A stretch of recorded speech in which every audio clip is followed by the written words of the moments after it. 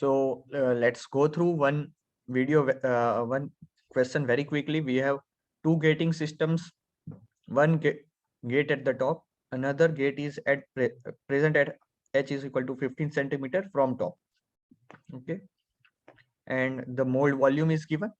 Height, area of the gate, area of the pipe entering at the location of the gates is 5 centimeters square, and the height is given as 15. So it's too easy. Height is 15, so it's very easy now. Fine. So this is the first system which is given to us. Gate at the top. The second system, gate at h is equal to 15 centimeter from top. So this is 15 centimeter from the top. Fine. In the first case, my Vg will be directly at square root of 2ght. I have found the velocity at the gate, velocity of the melt at the gate. And from there, I can find the mold filling time, which is the volume of the mold divided by Ag into Vg, which is 21 seconds.